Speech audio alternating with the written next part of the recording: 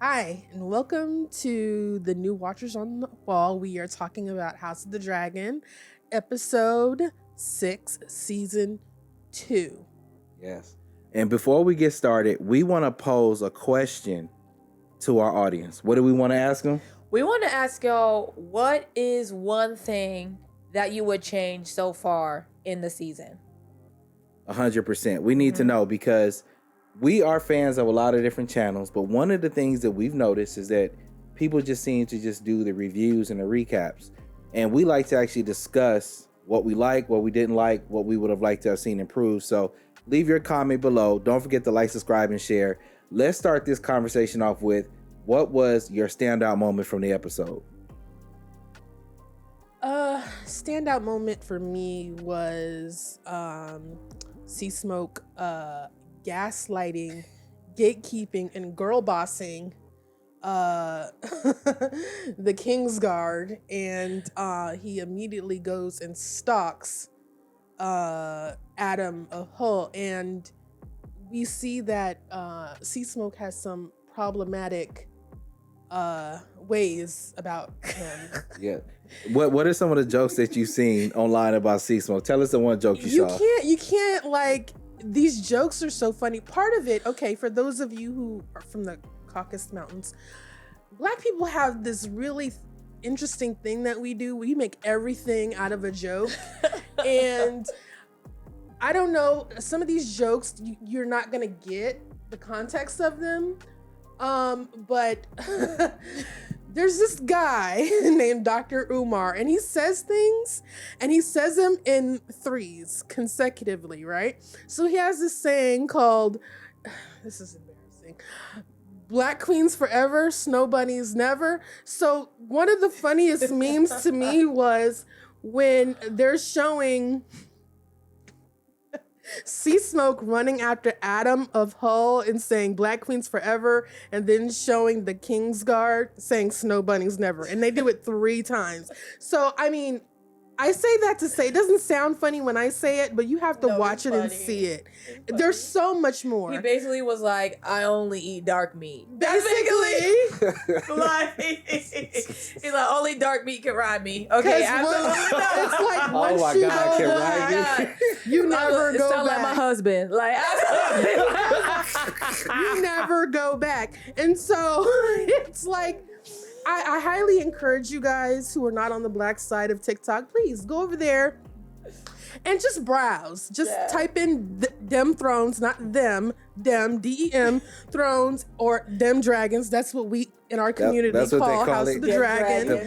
We call it dem dragons, okay? And so just go on TikTok and look at the memes and have a good time. It's really, really comical. It's really funny. It's so funny. It brightens up your day. Okay. I like it. What was yours? I should have been thinking. Well, we were Sorry, I always do this. Y'all got too crunk over there. You want me to go or you can go? Yeah, you go. Let me think. Mine's is probably, I mean, actually when I watched it the second time, there was about 3 different moments that I liked, but I'll just go with like one of them was when Rhaenyra slapped the dude. I was like, damn. Right, last night it shocked me, but then when I was watching it right now before we jumped on here to do this podcast, and she basically said, it's my fault that I forgot you to fear me. That you don't fear me, yeah. Yeah, but it was the line that he said right before that when he basically said, hey, you're basically leaning on all these whimsical plans to try to win this war. And he's like, I told you it wouldn't work. Not only did we lose one of your Kingsguard, but the damn dragon left. So she was like, hey, don't be coming here with that bullshit, right? Yeah. But it made me think of what I was saying before, which was the fact that why has she not considered the people that work with the dragons as a viable option to be one of the people to actually ride the dragon? Because when she went back and she was like, oh, your great grandmother's baby mama was half. I was like, bro, that's too thin. That's too far back, right? Yeah, and it was evident that he had no idea how to mount the dragon or didn't even speak the language. So why, once again, is she going to all of these crazy plans? Hubris really got that dude. He was just like, I did it. And I'm like, no. Which doesn't make sense to me because Which I'm glad they did these scenes in the same episode, because when they were calling sea smoke, we finally get to see from start to finish how they call these dragons out of the cave. Because I was always wondering, I was like, do they just yell at them to come here? Like, how does that work? So they showed us that, which was pretty cool. So they sing to them, they did all that good stuff, and then they're like, obey, obey, serve, obey. That's what they were saying. Like, so the dragon was like, all right, like, this is weird, but like, this is like what I'm used to, but y'all acting real funny this time, right? This is strange, but I have time today. Yeah, What's and I don't happening? know why the knights, the Kingsguard guy, Queensguard, thought that he conquered the dragon. He was like, oh, I've done it. I'm like, the dragon always bends its head down after they hear the song for them to obey. Like, I don't get it. And then we saw them do the exact same thing for with Cyrax and Rhaenyra. So when I saw that, I was like, oh, it was just a normal routine that the dragon goes through. I don't know why he got cocky to think that. Well, he doesn't know anything about dragons. I think that was the purpose of showing it that way, is that, yes, he might have this long, lineage of Targaryenness or whatever, but he doesn't know anything about that. He doesn't know anything about the lore, the history of these dragons.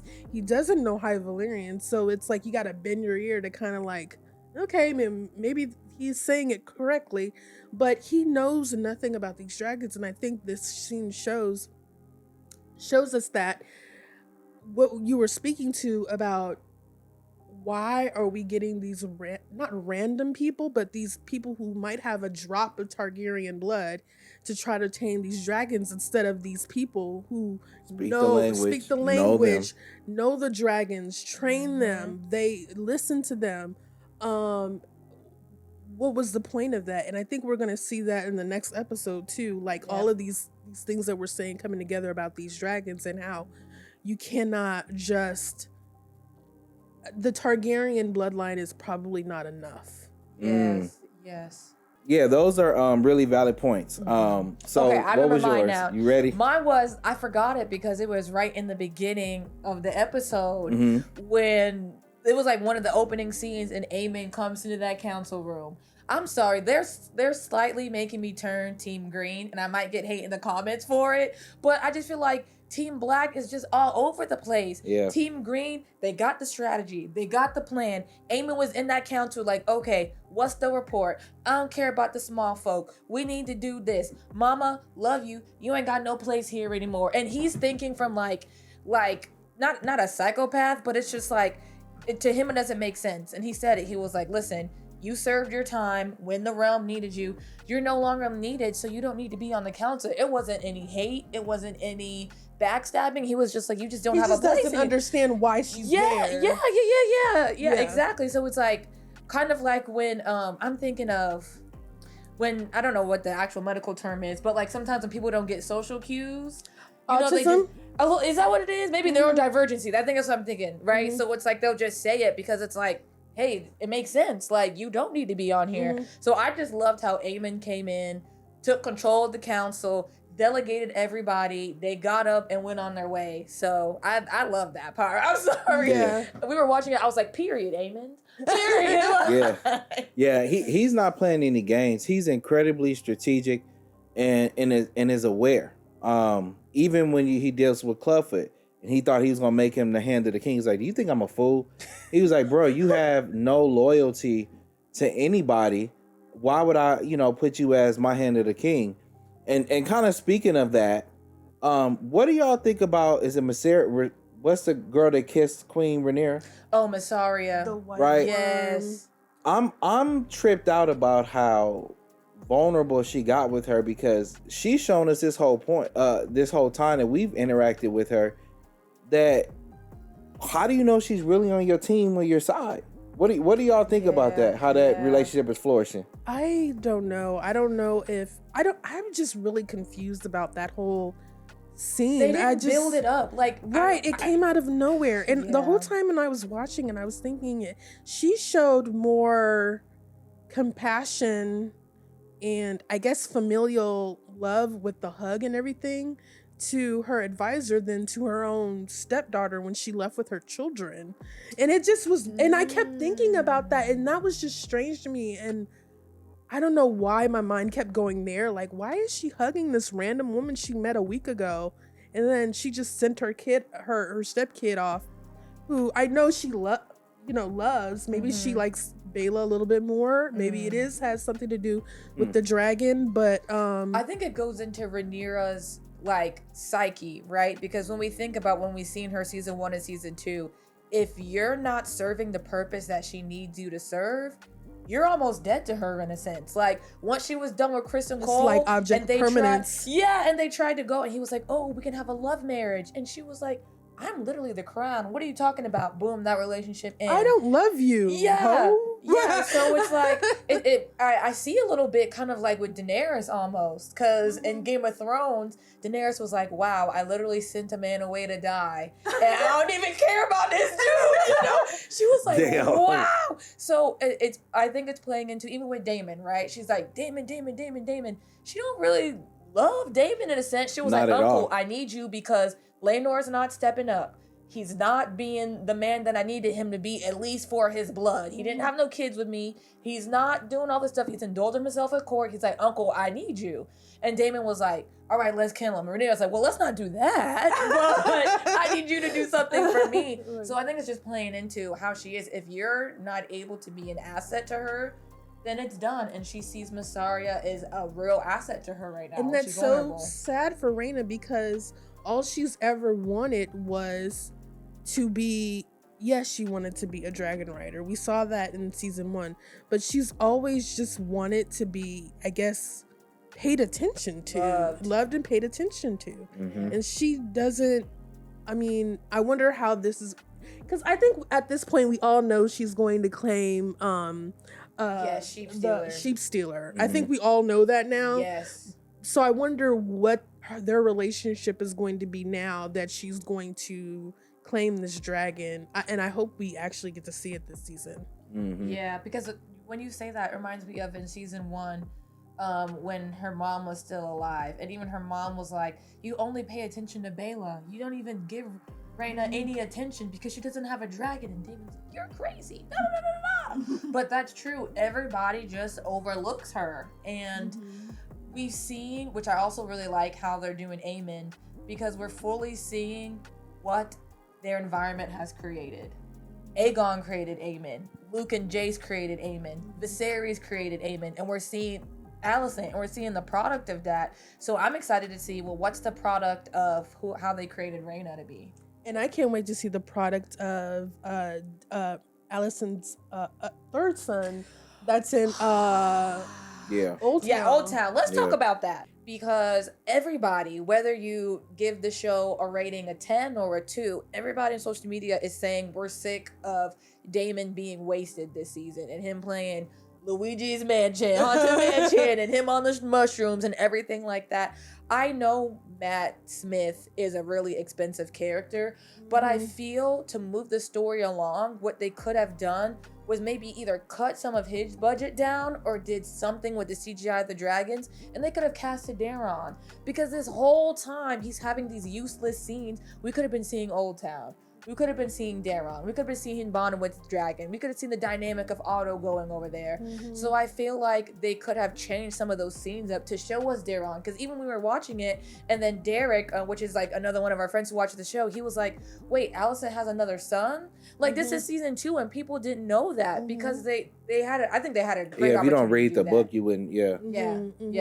Yeah, and apparently he's the complete opposite of all 3 of her children. Well-rounded, level-headed, kind even, he said. And and it's kind of like you see that, like, oh, like how much of a fuck up she was as a mom. Like right there, he pretty much said it without saying it. Right. And she said it herself. He was like, "You did the best you could." Like, yeah. That's the easy cop-out parent answer. Anytime you hear somebody tell you about your parenting when they say you did the best you could, that shit was trash. You were trash. Is that what it is? You were trash. Okay.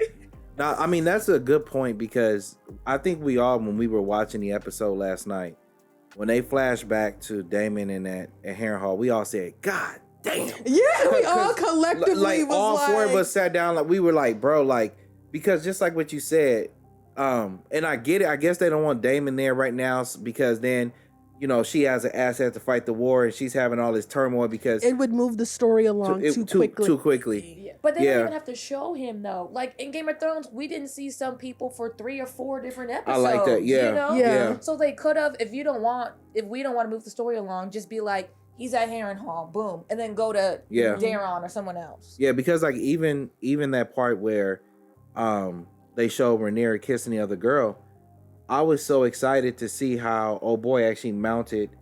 Is it Sea Smoke? Mm-hmm. Yeah. I wanted to see how did you get on his back? How did Sea Smoke do? Did it bend over, say get on me, whatever? Because the other thing that I feel like they're not actually explaining to us that is kind of frustrating me a little bit is like, what does it really take to be a dragon rider, right? And we talked about this about a couple episodes ago about Nettles in the book and how it looks like they're getting rid of her, but you were saying that she has no Targaryen blood, or what is she? Yeah, in the books, that's what they say. I think it's Mushroom. Either Mushroom or one of the Maesters basically said that she was just a nobody girl, like from Flea Bottom. Yeah. And then, or maybe not from Flea Bottom, but from somewhere, and then she ends up in the Vale somehow. And all that type of stuff. And then once again, okay, so if that is the case, right? And then we had this guy, the Kingsguard, try to get on the dragon. It didn't work, and then he chooses what's old boy's name that he chose?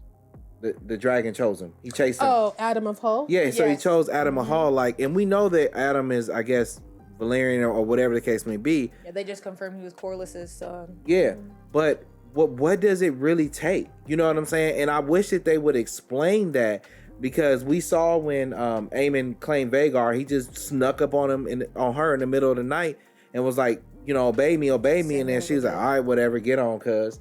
And maybe it was his innocence, his lack of like fear and all of that kind of stuff, but what does it really take? And I feel like they took that away from us when they had that Rhaenyra kissing scene, because I wanted to see somebody who, is not, I guess, a true Valerian or didn't grow up around dragons, because like even though when Aemond claimed Vhagar, even though he didn't have a dragon, he grew up amongst them. He was in the dragon layers. He knew the language. Same with Rhaena. Yeah. I mean, we might see her claim sheep stealer, but she's been around dragons all her life. Yeah. Mm-hmm. So that kind of takes away from They stole something from us from that, because I wanted to see how the dragon would have really allowed him to get on his back. But that we all were like, what was the point of that scene, Yeah, at least, because I'm trying to compare it to in Game of Thrones when Yara and Daenerys had their little thing, right? Because they needed Yara Greyjoy. Oh yeah. Remember when Euron and Yara ended up splitting, right? Yeah.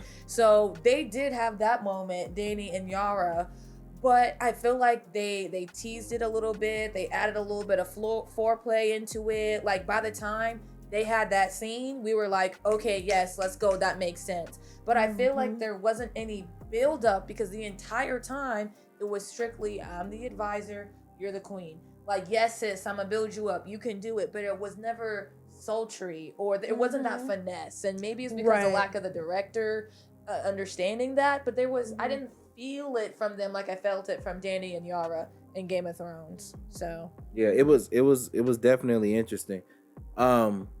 So I guess we kind of did talk about like our gripes a little bit, so to speak. Well, you didn't get a chance to say your gripe. What was your gripe? Because I kind of gave mine. It's the same. I feel like this episode was another one of the episodes where we got so many scenes that we just did not need and did not pull the story for. And again, this goes back to my thing where this show should have just been 2 seasons, 12 episodes each. I just feel like they're just adding things that we didn't need to see. One thing I'm getting kind of tired of is that in every episode we're seeing more and more of how Alicent is being pushed to the side, and we get it. Like, I don't, let's get on to what's happening with the small. There's just so much that we can know and see, and that's being taken from us, and we're not seeing any movement from it. Especially with Alicent. If you're gonna keep showing these scenes of her steadily losing more and more power, then I maybe add a little bit of madness to it. We all know that by the end of the war, well, spoiler alert if you don't know, that she basically outlives mostly everybody, but she goes crazy from winter fever and also just from her basically starting this war. So maybe a little bit. And I felt like they were hinting a little bit of her madness coming when was she getting dismissed? No, she was sitting at the table and they were talking about who was going to be regent, and they rejected her, and she kind of, you get this scene of her face and her the sound goes up and you can hear her hyperventilating almost. Her face looks very serene, but she's hyperventilating, and I just feel like, okay, well,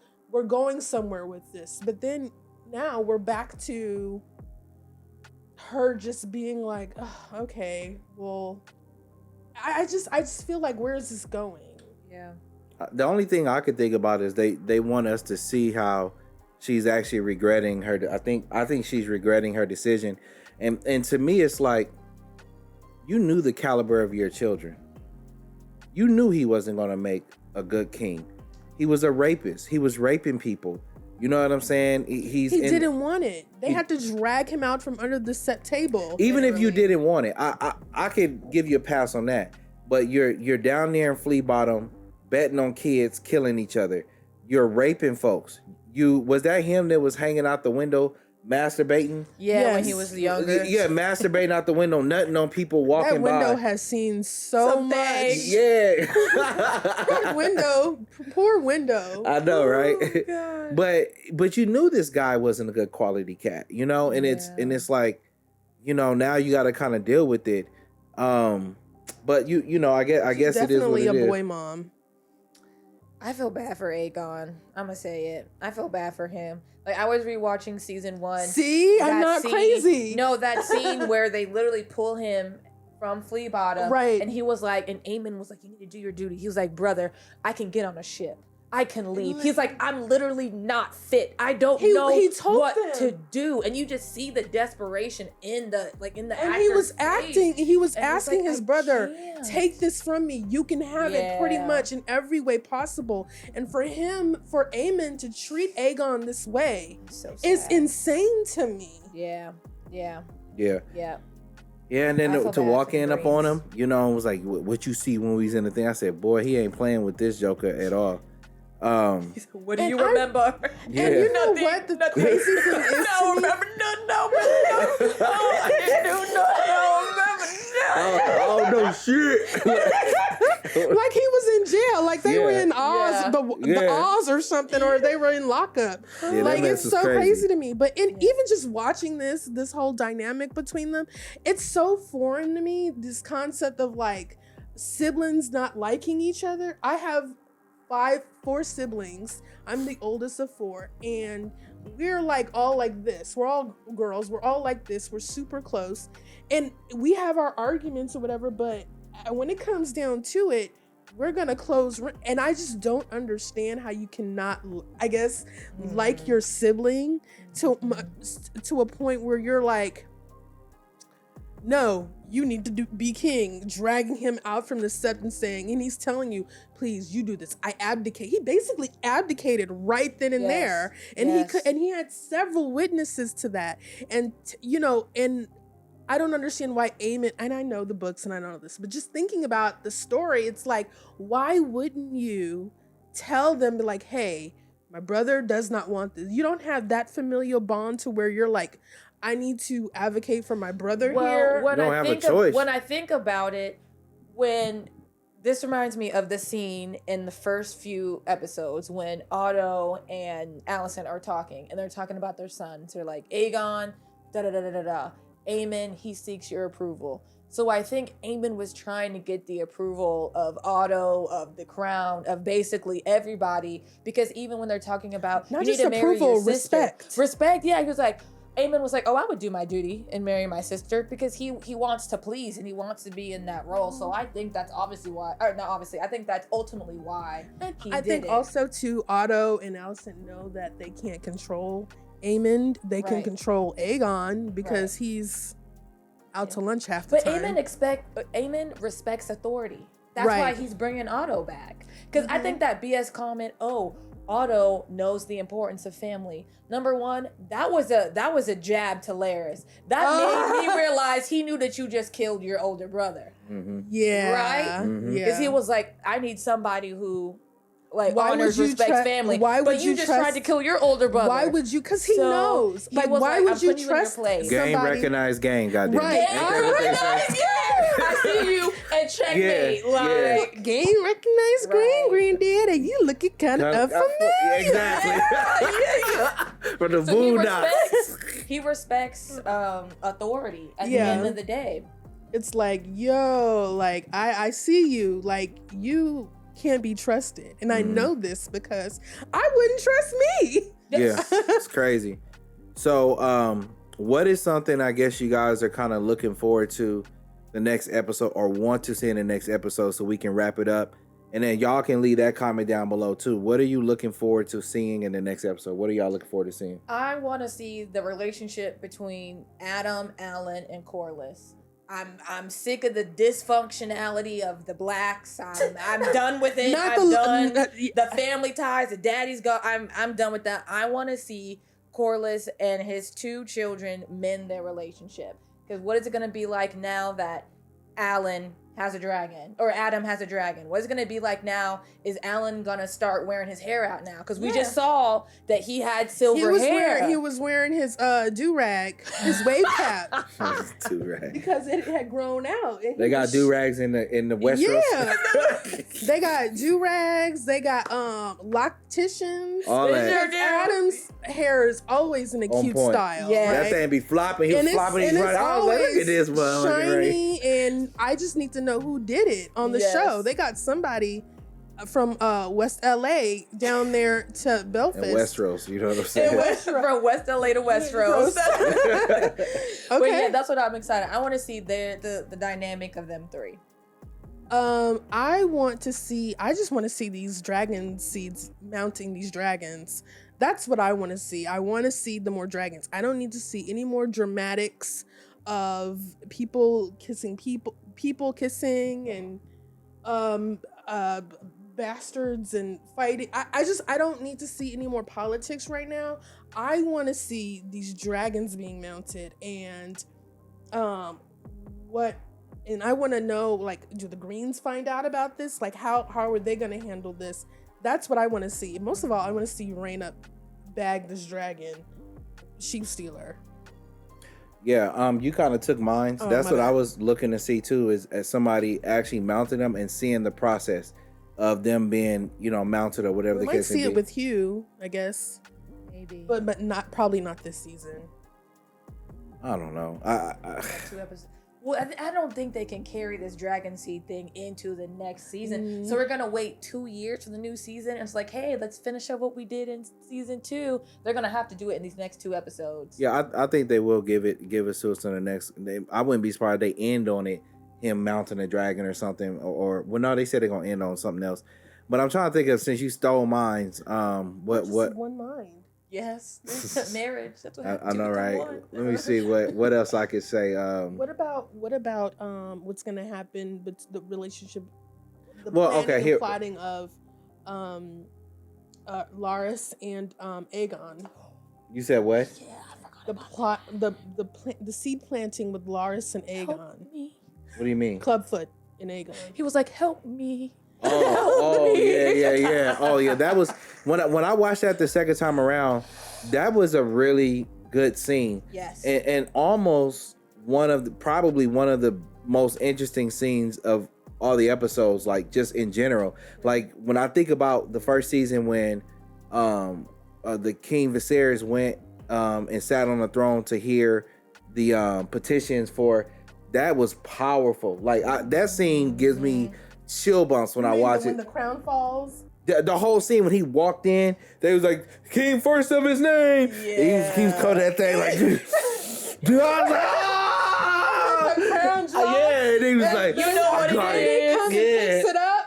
That was all. And I got chills talking about it right now. It was what was it? It was what's that word when you it wasn't in the script? It was improvised. It was improvised. Yeah, they said the crown falling was improvised. It just because fell. they just kept going. Yeah, he picked it up and they didn't yell cut. They kept it in there. Yep. Yeah, sometimes, man, it's just amazing you get how moments like that. Yeah, that happens sometimes. Lord, the tear coming down his face, like dropping as he's talking about how he's been through, and people are not going to respect you, but you have your mind. That's why he took away his opioid, his oxy, poppy, I think. his, whatever he was taking. Yeah, that was a deep scene. That was like that was a sleeper scene. This will keep your body, but your mind will be mush. It'll take this away. You'll have it in an hour. You need to keep your mind sharp. And he knows what he's doing too, because he's trying to get him back on the throne, because he knows he can manipulate him. He's like, look, I need you. Not only do you need to be sharp of mind for yourself, I need your ass to be sharp of mind for me too, Nick. Right. Like, get yourself together. Dude just called me a toad, and I don't like that. Yeah, like, but yeah. So, but yeah, I mean that's a good sleeper. I guess quickly, mine would just be I'm ready to see Rhaenyra be strategic. Finally, I'm waiting to see what strategy looks like from her, because this entire season has been her. I don't think you're gonna see that. Don't hold your breath. I'm not gonna give up. Don't hold your breath. Oh God. Don't hold your breath. I know, right? I'm fighting for it. I need to see her step up and do something, because she just, everything that she's done this season has been super irrational. Run into the Red Keith to go meet with whatchamacallit. They tell her that somebody mounted a dragon. You just leave and go fly away. If you're just willing to leave and go willy-nilly, that damn dragon's bigger than your dragon. Mm-hmm. What if the person you go meet, and we know that he's going to be on her team, but what if it was a green that got the damn dragon, and you go flying over there solo dolo? I would say the only strategic thing she did was having Massaria come in. Because when Massaria was like, what you can't do, let other people do for you. She's the one why them food ships came in with the black banner, with the Targaryen. Letting them know that, I'm thinking about you. Well, I'm not thinking about you guys, but here's some food. Yeah, because Rhaenyra wouldn't care about the small folk. She has never said anything about no small folk. Yeah, but you see, so Massaria is helping her be strategic. But you see, it highlights my point of somebody around your council giving you some good shit to work with. Yes. Her council is fucking trash. They have not given her nothing good, no good advice. And like I said, the one thing that was meaningful, but Dame was mad when he said, let's go over there and kill fucking Vhagar. They should have did that shit the first episode. Go over there at night. And I said it 50 times, I said it again. They should have went over there at night where nobody could see him with 3 or 4 dragons and jumped on Vhagar's ass while she was asleep somewhere in the open. Yep. And they could have won the war. But now she's resolved to all this other stuff. But anyway, nevertheless, I think we are still enjoying the show. Yes. But we do have our constructive criticisms. Patrick is always gonna be fuck Vhagar. I'm just like, can't stand that fucking dragon. Oh God, let it go. That damn dragon's so old, man. Every time I see that goddamn dragon, her knuckles be cracking and shit when she move. I'm like, man, come on, man. But yeah, so we're looking forward to the next episode. Don't forget to like, subscribe, and share. Let us know what you call it? A gripe? Yeah, we could call it gripe. Yeah, I never heard that word before. Let us know your gripe. Yeah, tell us what peed in your Cheerios about this episode. What grinded your gears, or just this season in general. Yeah, put it down. All right, our watch has ended. Peace. Rhaenyra kissed the girl.